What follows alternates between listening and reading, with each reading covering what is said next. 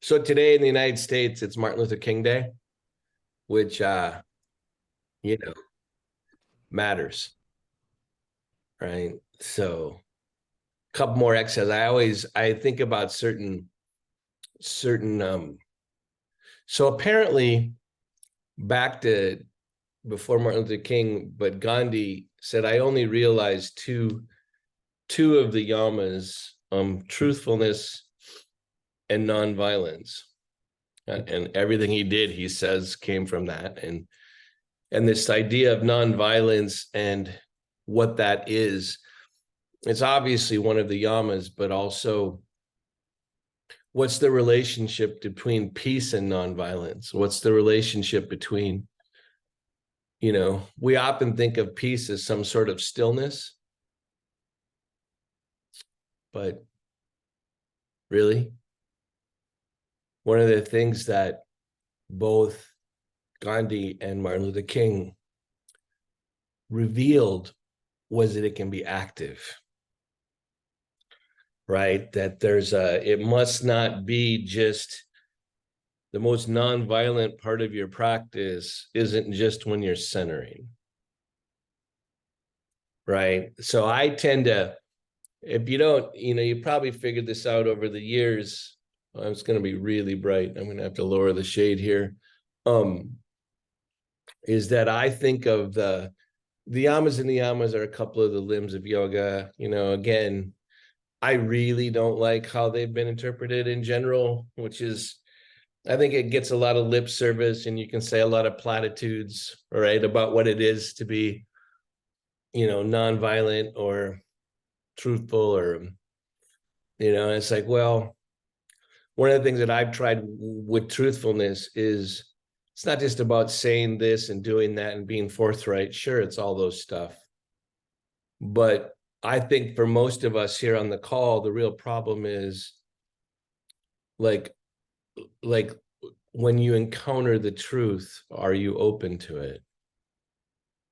Even when you don't like it? Or I think most of us have the most problem with the way you doubt in your head isn't truthful. The way you pick at yourself in your head, it isn't truthful.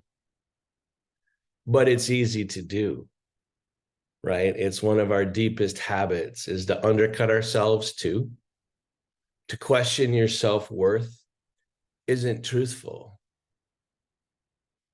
right? So I think I really get at this. So I think of the yamas and niyamas as energy, right? So, and obviously following Goethe, right? You have to live into truths, right? You don't get to know what they are. You have to live into them, right? So it's one thing to sit in a cave and be nonviolent to the universe, which is that's at the beginning. It's a whole other thing to figure out how to use it in the face of the frying pan. I mean, I always think Gandhi got lucky that he wasn't trying to get independence from Genghis Khan, for example. It took a highly sophisticated, civilized country that was doing horrible things to be able to have the moral appeal, right? And if you look at what some of Martin Luther King's messaging, often it is based in morality.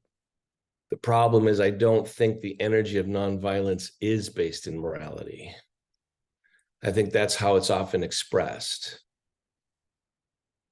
So when you and I are practicing yoga, and I talk a lot about the simultaneity, you've heard me talk about pratyahara before, like the withdrawal from the senses and the place from which you can hear the subtle body and how you're actually more filled, the way that you can feel, and it's empowering, the way you feel that quiet, supple, wonderful lightness that also pervades your empty space, right? Instead of heaviness, right? So the idea of being able to be simultaneous and be connected to that level while you are moving and acting in asana, right? And moving your body, to me, strikes me as one of the fundamental beginning places of nonviolence. So over the last few months, some of you might recall classes where, and over the last couple of years, I've been talking about and trying to get us to try to start our practice from that first step into action. So one of the stories I've told before about that was about Gandhi. You know, he gets on a train in southern India, and 9 days later, as a lawyer, he gets on the train, and 9 days later, somehow he's Gandhi, right? And everyone tried to retrace every interaction he had. He was reading some really important book, apparently. They're all trying to figure out what was the moment, right? What happened? What was the moment where all of a sudden his whole life pivots? And I've always told myself the story that he didn't know what the hell he was doing when he stepped off the train, right? He actually just started walking a general direction and learned on the way, right? Like he didn't know before he started. So have you ever heard the story of how Martin Luther King stands up and speaks for the first time in a social context, in a justice context? He was, and I don't know exactly the details, but he was sitting in a whole group of people at a congregation and no one was speaking. They're getting horrifically oppressed and nobody's speaking. And he all of a sudden just thinks that someone's got to say something. Doesn't have a whole agenda. He just starts speaking. So when I'm also switching back to asana, all asanas begin and end in relief. What's the first step into effort? Can you transform the first movement? Because I gotta think that first movement is probably the crucial one. You ever notice it's hard to retroactively become nonviolent with energy? Whoops, you have the first step. I mean, this is where I think, unfortunately, some of the very liberal, left, progressive stuff, their first step is righteous, which is a form of violence, and they have a hard time backing up. You don't get to back up with words, right? So we're going to center. And today we're going to wonder and think something's happening here and it matters and it's quiet. And one of the things I think I heard the Dalai Lama say, pretty sure it's the Dalai Lama, say, yeah, well, you get the same 24 hours and 7 days a week that everyone else gets, right? We all are given the same amount of time unless some of us prematurely go. But the point is, right here as you sit, there have been giants in the experience that you have right now. It's right here. Martin Luther King was right here, deciding to go forward. So keep exhaling a little bit.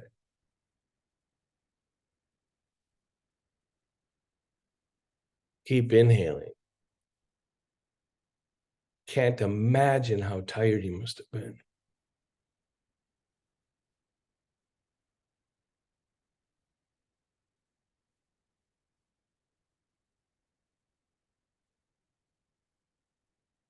I would have loved to sit back to back at him and let him feel back body support.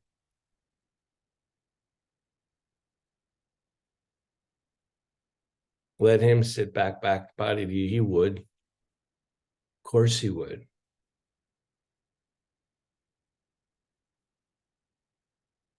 Notice your inhalation. Notice your exhalation.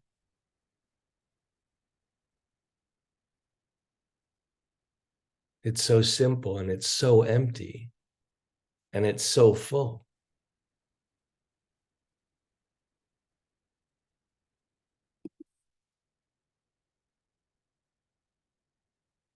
So the movement from what precedes you into the movement of action.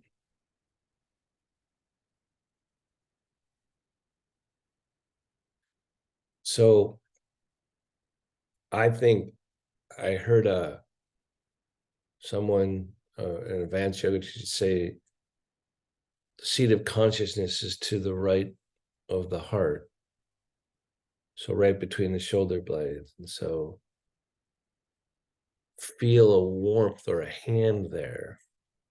Have someone do that to you today. Feel supported at the seat of consciousness. So I spent a couple years practicing having props there and watching how that place preceded even my inhalation.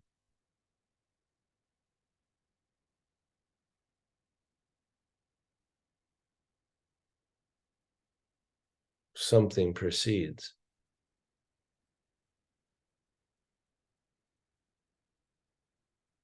So you can put structure to support this energy that is up to you what you do with. So feel your feet and your sitting bone.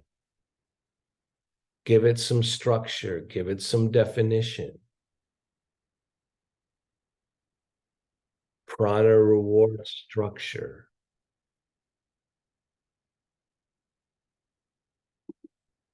Feel the breath into each nostril,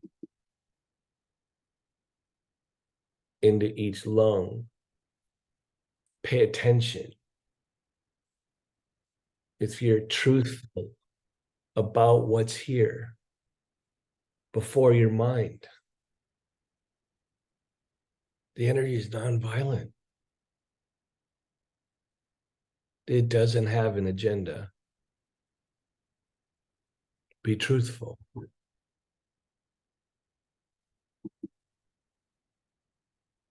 It's given.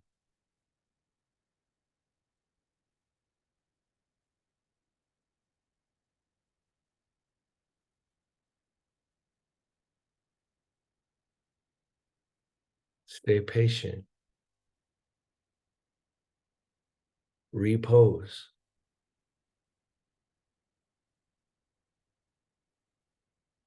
Make it your own truth.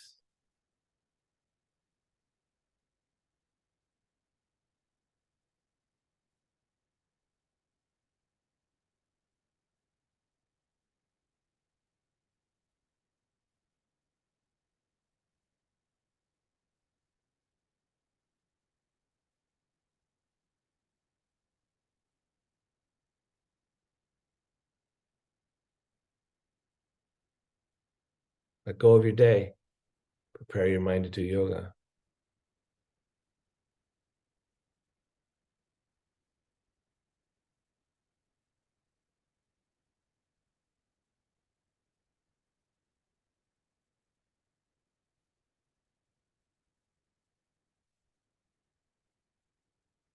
Good. And then release. Take your sternum up towards your chin. Take your chin down over your sternum. Even more structure. Jess, chin too low. Don't drop your chin that low.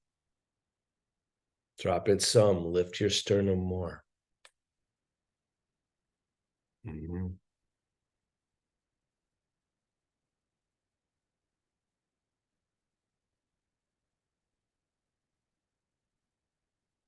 Strength. Raise your head up with closed eyes.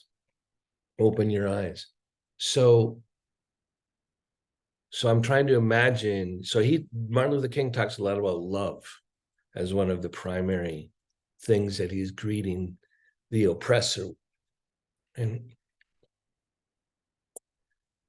I'm thinking that underneath it, as he's getting the hatred around him, right? That ends up killing him, right? So,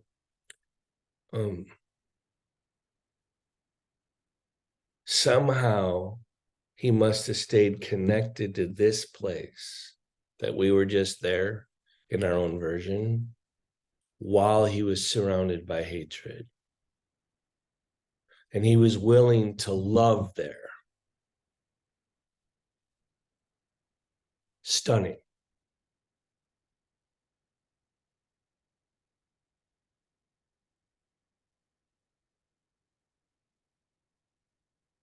Found strength in that place.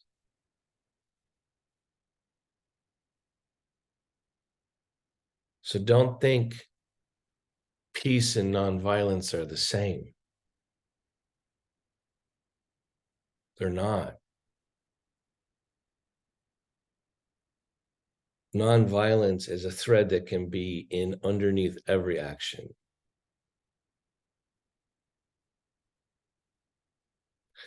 Curious, anyone on the call, do you get mad at your body sometimes?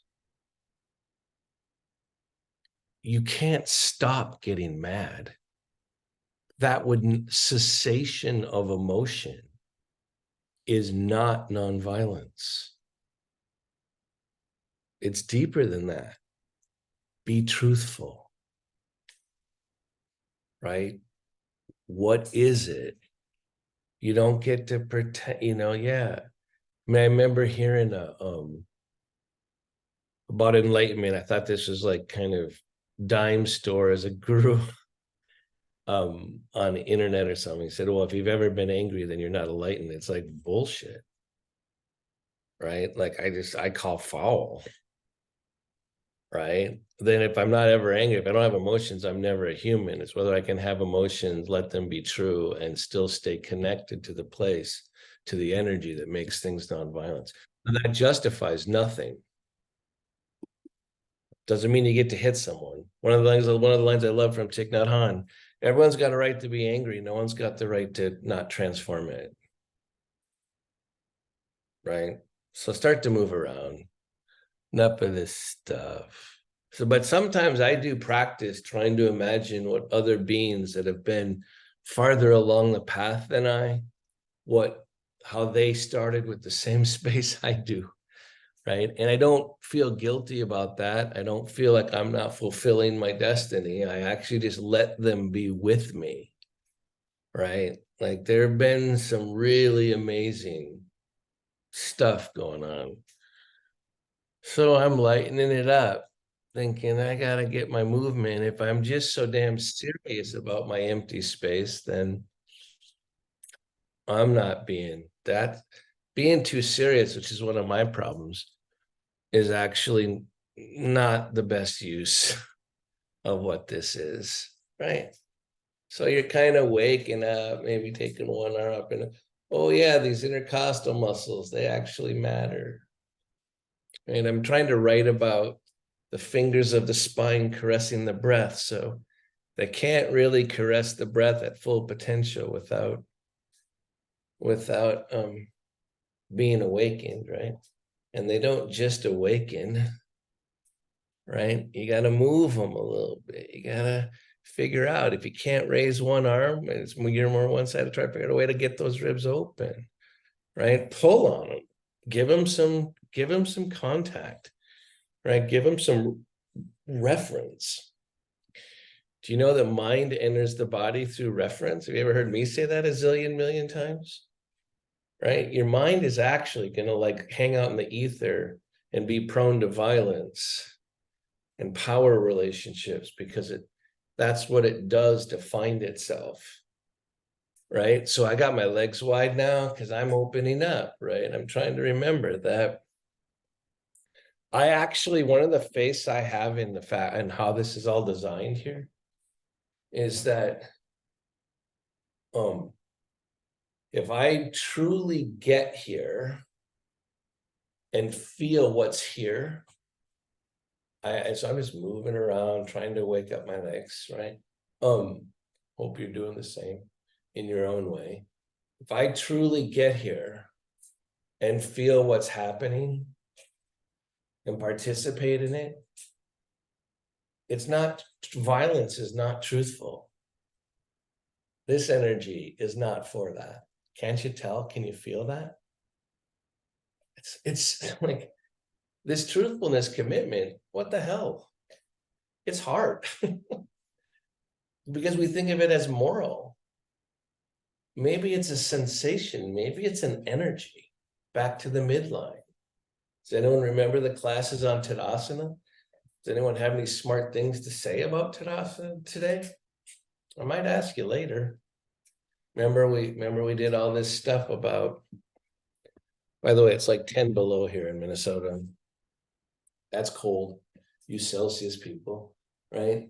So like this, I'm catching it. I'm catching it. So I was trying to do that all last week. Together, whew, catch it up through my chest. I'm volleying back and forth to my body. So like, here's a place I don't feel as much. I gotta catch it, right? I'm gonna like get where I'm receptive, bring my legs together, because I know alignment changes stuff, and catch it up through my chest. And I'm telling you, if I practice it enough, right? Prana follows consciousness more than it follows breath. So if I keep doing it, guess what's gonna happen? My consciousness is going to figure out how to notice a sensation. And it's not going to be an act of my mind. It's going to be a sensation. So I'm going back and forth. Hey, I kind of like this. Maybe in fact, I might like do this a couple times. I can't, I'm kind of liking this. I'm like, and no, I'm not going to say, be a butterfly with a fluttering wings. No, I'm actually pushing toothpaste from my knees, my feet, my knees up to my spine. I'm going like, holy cow, I'm happy about this. There's a whole movement from what precedes my mind through my body, and I can catch it. What the hell? I can receive from the abyss? Yeah, I can. Right? Kind of like it. So now I don't get to hold my legs and raise my arm at the same time. So I got to figure something out. I'm going to get over here so I can get right blocked from the sun. Right. So I'm going to remember the sensation here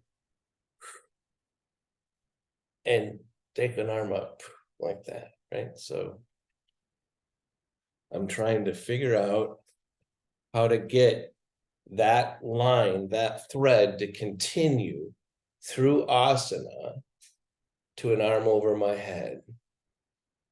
Right? So I'm gonna go.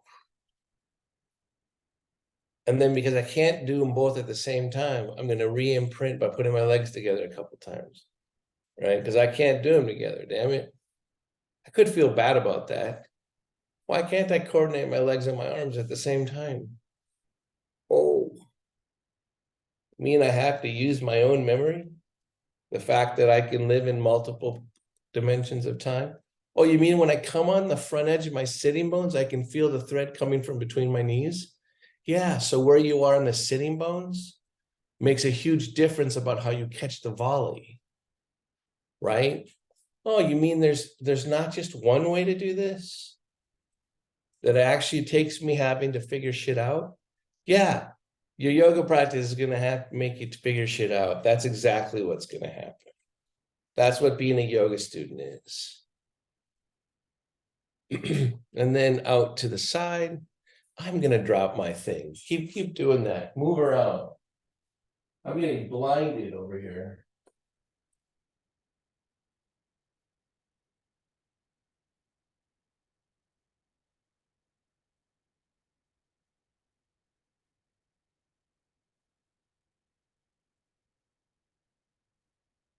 Can you believe that there's something that's going on here? Apparently, depending on the time of year, the angle and relationship and distance and tilt of the earth to the sun makes it so when I teach in the winter, the sun just blinds me. And this isn't just the sun blinding me in my room, it's actually the earth being tilted in relationship, and the distance is dramatic. And that sunlight is coming from 8 minutes ago, and there's a whole freaking unbelievable thing that's happening when I do that. Holy crap. And it means the leaves have to drop. It got cold. The trees took their sugar back. They don't block the sun. They don't create shade for me. It comes from 8 minutes away. It's coming at the speed of light, and it's coming in, and the earth is tilted, and it's all happening right now. And my mind gets this much of what's going on. In fact, I'm just going to sit for a second and wonder where my yoga poses come from. What the hell?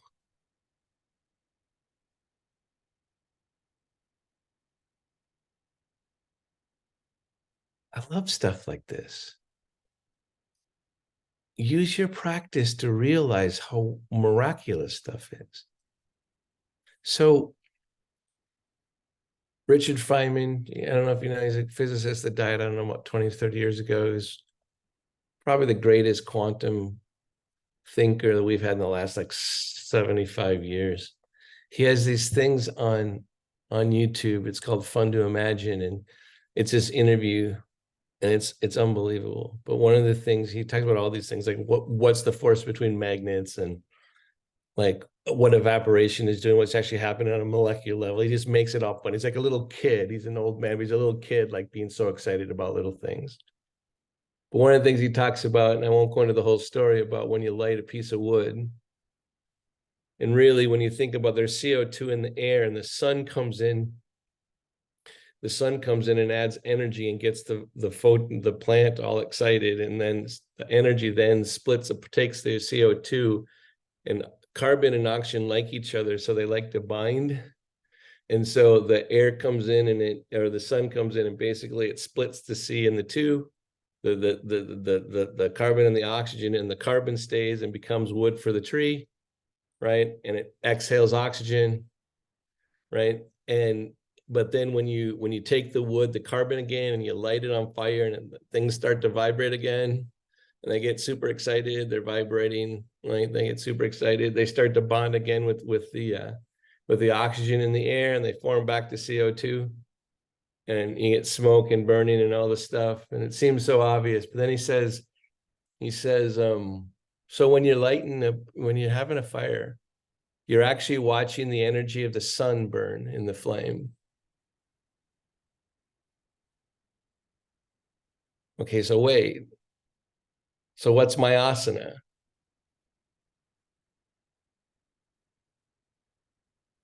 We're going to start moving again. Bill Sweeney, it's called Fun to Imagine. It's like an hour and 15-minute interview at the BBC of Richard Feynman. He's sitting in a blue chair, talking like a little boy in love with like rubber bands. He's talking about how rubber bands stretch, and he's talking about people falling on ice and why they fall. And, it's so great. He's like a little kid, right? And you see why he was a great physicist, right? So we're back to nonviolence. So sit up straight and tall. So I'm placing my elbows down on the table, and I'm feeling my sitting bones. And if I think too much about the back bend, the subtle back bend, I'm already stepping towards violence. So I'm going to ground here for a second and let time go slower. Right? So we're doing a back bend here. Okay, but I want you to do it in slow time. Right? So ground your sitting bones and make sure you know where your heels are. So it might not look like I'm beginning a back bend right here. I'm totally doing a back bend. I've started the movement in the prana without the physical movement being perceptible yet, because I know how this goes, because I've practiced. All right. And so I'm wanting to make sure that I start with the place as I start to come into physical action, that I imagine the place that Martin Luther King is able to stay connected to in the face of hatred around him. Right. So, and I'm just trying to make it do a back bend. Right. So it's easier for us. So I'm going down. I'm taking the potential of what's here. I'm starting to, oh, I'm going to start moving now. Here it comes. I'm going to catch it. When you work like this, doesn't it kind of make you want to smile? Does me. Good. And then release. Right. And if I think too much, if I forget to take the first step off the train, right? Stand up and speak among his, he would say, brothers and sisters, Martin Luther King. I miss what I'm doing. Martin Luther King had said, I'm going to change race relations in the United States. The first time he stood up and spoke, he would never have gotten there. Not a chance. Try it again, do a back bend again. So again, I wish I could make it more dramatic on the screen, like I was doing some big back bend, because that would make your mind, and even to yourself, that would make your mind go, oh, I'm really doing a back bend. I call bullshit. I see so many back bends that forget the first step. I see them all the time. Oh, I have seen them. So I don't know that, and then release. So all the people that have bodies that don't do what you want, doesn't the first step actually feel like getting into a warm shower or a warm bath? The first step is the winning step, not the end step you're not getting to. Try it again. Create the conditions. The prana is already here. It's whether your body can be congruent with it. You know, the perfect back bend's right here. You just don't get to do it.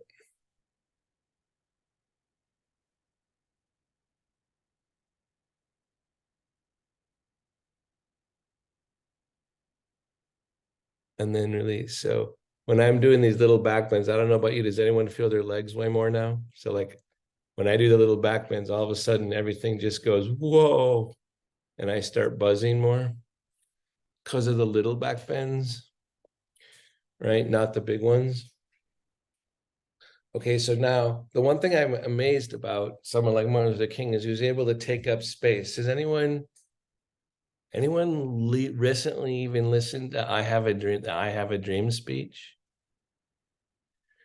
So I heard a story about the guy that has a copy of that speech. And the speech that was written is not the speech that Martin Luther King delivered. He like went for it, like something happened up there, right? And he took up space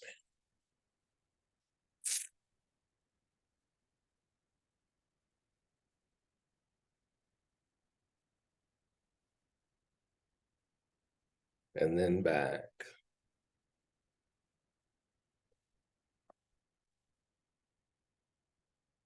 And then, so you know where I heard this? Has anyone seen the movie Air about Nike and Air Jordan shoes? It's a story in there from a guy that has a copy of the speech. It's amazing. All right, big. So he gets these words and they are able to go into space. And he says they come from love. So that means as he's going into space, it's coming from the center of his chest somehow. Right? And I know if I spend too much time thinking about getting my arms wide, I lose my legs. right? So this time, take up space without moving your arms. Keep your arms in the midline. And for those of you that were able to take both arms wide, energetically take both arms wide and take up space without moving your arms. What? And then release. So just so you know, pat, pat, pat. I use you as my foil, right? Because like the thing is like, I'm not telling you to imagine taking your arms wide. I'm telling you to move energy from your midline into the room. And I don't mean imagine it. That when you try to take your arms wide, does anyone feel that you have to like get the center of your spine and your upper thoracic has to like expand? Can you feel that the only way to take your arms wide without taking your arms wide is to ground right at the seat of consciousness? And so the dude, Martin Luther King, is saying it's all got to come from love, from this part of the spine. What the hell?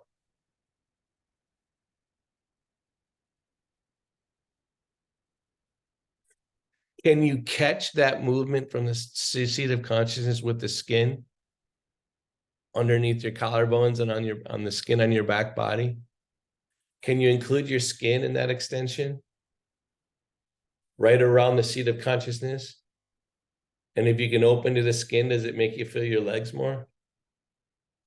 I know it does. Right? We're enough the same. Breathe. Okay, so now for those of you, when I do it on the inside like that, if I go like this, I can tell you it doesn't feel like it's as much of a yoga pose. Everyone take your arms wide, right? That can. Like I get it, but can you feel all the places that are now dropped and buried right on the first step? It's because I have to strain up here. I have to hold my arms. Got really bad tendonitis in my right elbow. Whole bunch of things are having to grip, hold, right? Grip, hold, and then come on back. That in fact, the first step gets buried when I take my arms wide. That's why I practice, right? If I get stronger, right, and get bigger, that maybe I can do the full pose without burying the lead, which was the first step,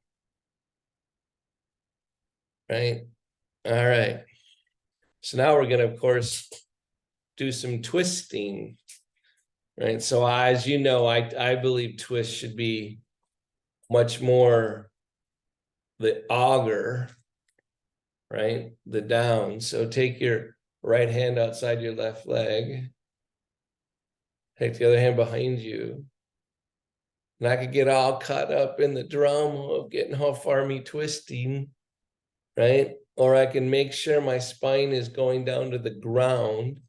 The energy is going down to the ground. And then I auger back up and then I turn. How ridiculous it would be to really crank the twist when you think about it. Like really overexert with your upper arms. You'd miss the whole point of the twist. Good, and then come on back to center. No, but wait, the farther you go, the better it must be. Huh, I wonder what's the start of violence.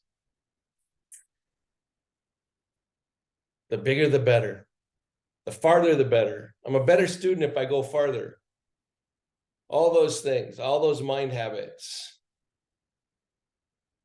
So I'm going to auger here. I'm going to be here and go, wait, I need not to be a rush. Did you get in a rush? I saw some of you in a rush. You tried to twist right away as soon as you went across. Back up. Try it again. Don't you dare rush the first frickin' step. The hand gets over. You find your base and you find balance, your center of gravity, and you pause, right? You don't start cranking. You slow down time. and you move. Then you're augering down, you're coming up your first step. By the way, you see how hard this is when you let your first step be part of the pose? It's not like there ain't effort here. Holy cow. I just didn't waste the first step. Come on back to center. So if you're sitting there worried that you can't move your body enough, or you can't feel your whole body, I dare you to work on the first step. You'll be exhausted. People go to the outside steps because it's easier. That's why there are not that many Martin Luther Kings. The first step's the hardest to do it truthfully. Forward, downward facing dog.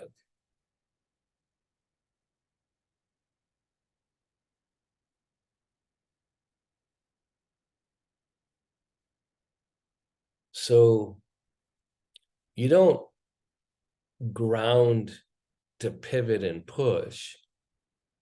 I'm not doing it all the way yet. I'm grounding so I open the doors to what I can't see. Right? So I'm grounding here first. So the first step happens with the doors open. Then I start to activate the pose into the physical and then release. So it's amazing how the mind will shut the door to start the physical action. And you got to figure out how to open the door to start the physical action. So I find I have to go slower at first to open the door. So I'm going to start over again because I can feel it. I've already lost it, right? So now I'm going to go back and feel something more open. Now I'm going to come forward and really pay attention to the move through gravity on the front edge of my sitting bones. So if you're putting your hands on your knees, whatever you're doing, if you're doing it like this, if you got a table, right? I don't care, right? So, but I'm really paying attention to all that changes when I come on the front edge of my sitting bones, right? And then I'm grounding.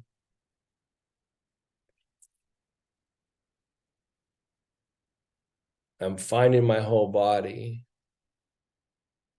So once I go through the ritual of really trying to open all the doors, then I can start to activate and each pose can start going faster. So when I open the doors and I realize I'm trying to get it from the unseen to the seen, from the intangible to the tangible in any pose, then all of a sudden, if I'm truthful, the instructions start to write themselves. I don't even have to do them, right? So if your hands are forward and you're actually got the door open from the ether from the other side, right? Can anyone, and your hands are forward, can you just tell how rotating the inside edge of the bicep up towards the ceiling would actually facilitate the energy better? Oh, you mean, and you'd have to ground the inner edge of the shoulder blades and broaden across the collarbones? Because that's more congruent with the doors, with the door being open, not closed. That my effort carries the open door if I can stay open to it. And then you mean I just got to breathe when I'm seeing this? Holy cow. I thought yoga poses were easy. No, they were never easy, but they weren't hard for the reasons you might have imagined. Good. And then release. Ooh. So I didn't even come all the way into downward facing dog, and I'm already exhausted from that one. Right? I'm going to do it again. So if you found a way to do that pose and not be part of it, shame on you. Right? That means do this next one and have all of you do the freaking pose. Right? And do it with relief and nonviolence being the beginning of the pose. So you're bringing that energy into the world in the pose. The instructions, the things you know to do. Aren't you happy someone can help you know how to, that you need to raise the inside out of your bicep up towards the ceiling, ground the shoulder blades? It's nice to know that someone's been there before you, right? Someone's been there before you and they're putting breadcrumbs down, right? So I'm going to watch again. I'm going to go from the back spine. I'm going to come forward on the sitting bones. And I already should be happy because everything already changes by changing my center of gravity, right? And I'm going to put my hands under the table or onto your knees or whatever. And I'm going to go, okay, now how do I reopen the doors? Okay, I got to go inward. I got to go towards that place that might be the source of nonviolence, that empty place. Right. And then I've got to figure out how my actions can express not my mind's desire to do the pose, but how can I be a conduit for nonviolent energy? And you will find that the yoga instructions typically are the ways to express it when they're good instructions. Now, as you're working your pose now in downward facing dog, can you feel that if someone were to lightly come and place their hand between your shoulder blades, the pose will get even sweeter?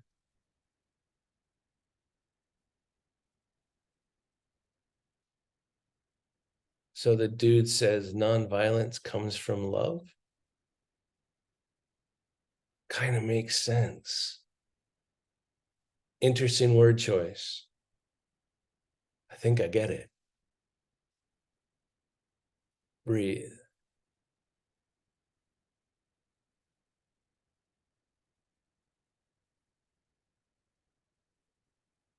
Good, and then release.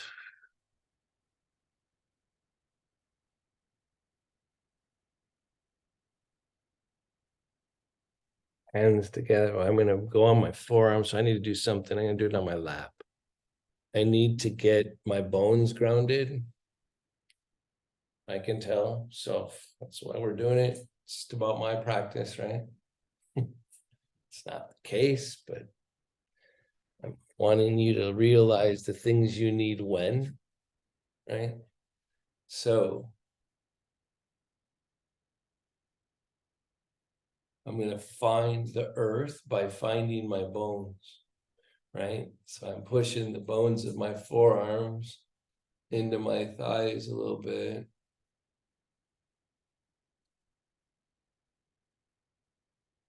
And I set the conditions for the back bend. Now the question is, it's hard to resist. I kind of want to do it right now, but I'm trying to get as closer to Shavasana. But does anyone feel a little joy of like, wait, I kind of want to do it. I want to. So I'm going to do it just a little bit. Oh, no one can bust you for that. It's just between you and the universe, right? You just went, oh, there's some sunlight right there. And then you go back to what you're supposed to be heading towards, which is the submission of the energy. But wait, I'm going to do it one more time because now I don't want to again. But I'm going to make it even gentler.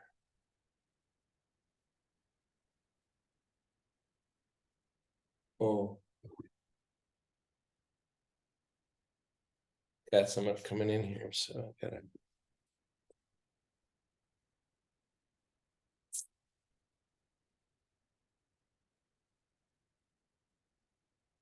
Okay, so now I gotta go back to the bones. Bones are going back into the earth, right? Oh.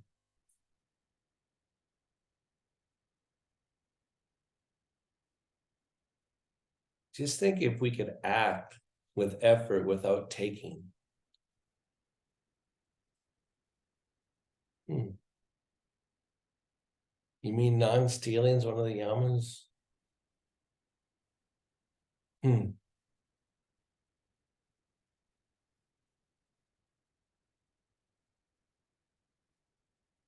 Non-stealing doesn't mean you don't steal. It means that you're congruent with the happening.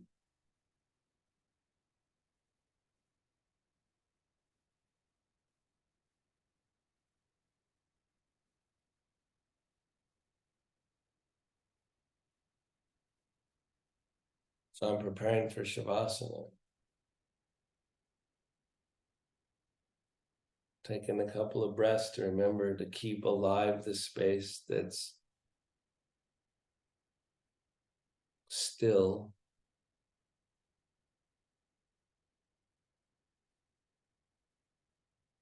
and sweet.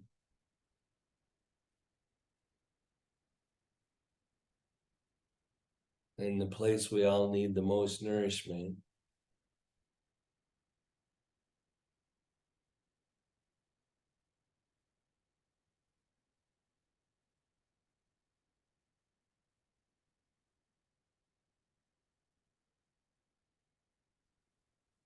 All right, and then we gotta shift gravity and head more into overt Shavasana. So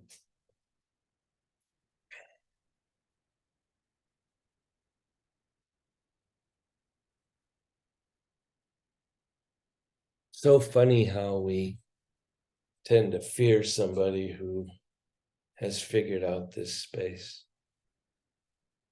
Our culture does.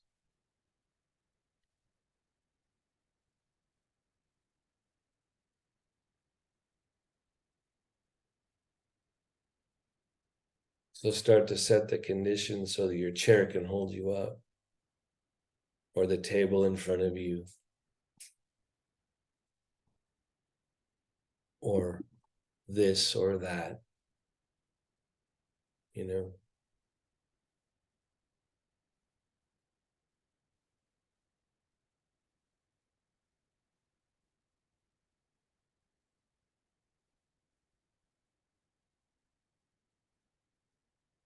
Gotta maybe you have a place in your body where you can tell it's kinked. Mine's on the right side of my neck, about C3.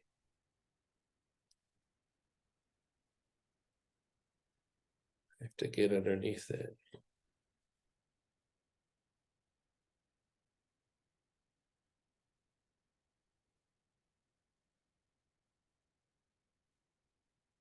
Lips together, teeth slightly apart.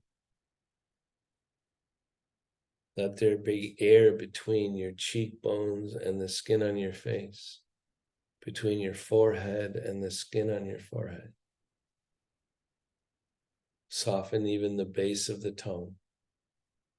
Let the inner ears connect at the base of the tongue. Soften the base of the tongue to release the inner ears. Stay connected to the lightness feeling in the skin on your forehead and your jaw. Relax your belly to relax your throat. Peace.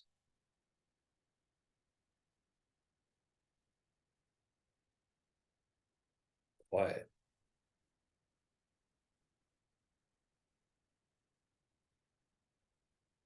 Source.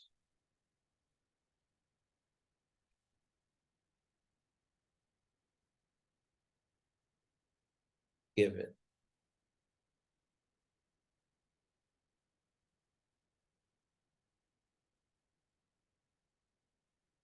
Received.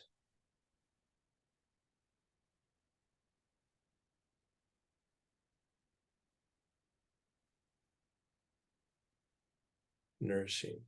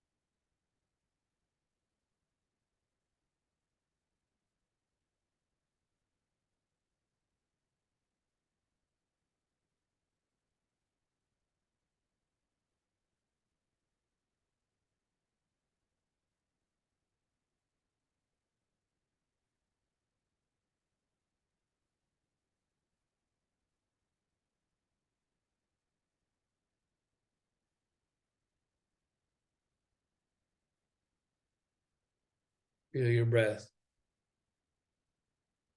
Don't change it. Thank your body.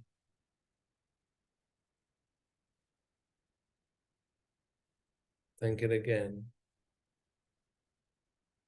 It keeps you alive.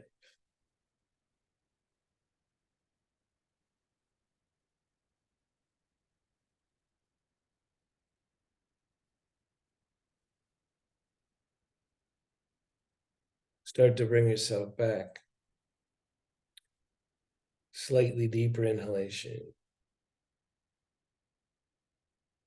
Slightly longer exhalation.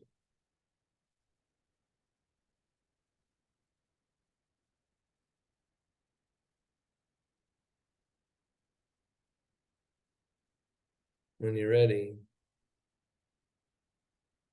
open your eyes. It's too much, close them. And then choose. Open them again.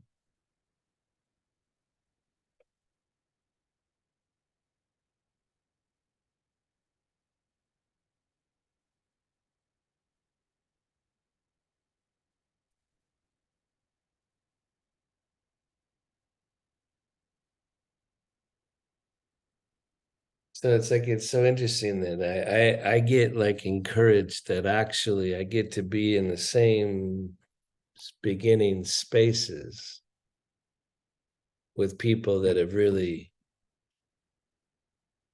done stuff, because we all get the same given, right? I remember I had I guess it's about 15 years ago, Richard Freeman, a yogi, said to me that the natural, it's in an ancient text or something, I don't know that, but the natural consequence of alignment is compassion. Meaning that if you can get in alignment with what's given, right?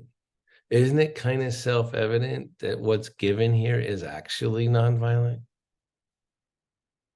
We just have a really hard time being congruent with it, right? That actually the space itself clearly doesn't have an agenda. And I actually think the empty space here is probably, although it's hard to perceive, I think it's probably benevolent. Or at least that's one of the first words I'm going to want to say about it, right? But whatever word you put there, I think if you're truthful, it's not mean.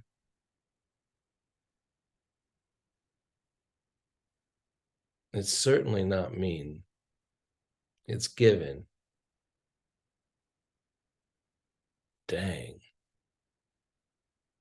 It means I better be a good carrier to whatever that means for my life, right? I don't know. What does it mean for your life? Good luck with that. But don't forget, we all start in the same place. We all are moving every day. We're in the same place. Every day we're moving through the same space, same amount of time, every single day. Then there are people like Martin Luther King that like, holy cow, he got big, right? He got big. It's pretty cool. So if you get a chance, I haven't done it in years, but if you look even at the first few pages of his I Have a Dream speech, you're not gonna believe it. It's awesome.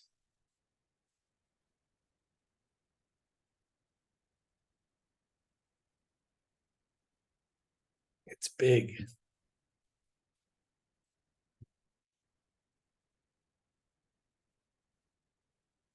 Namaste.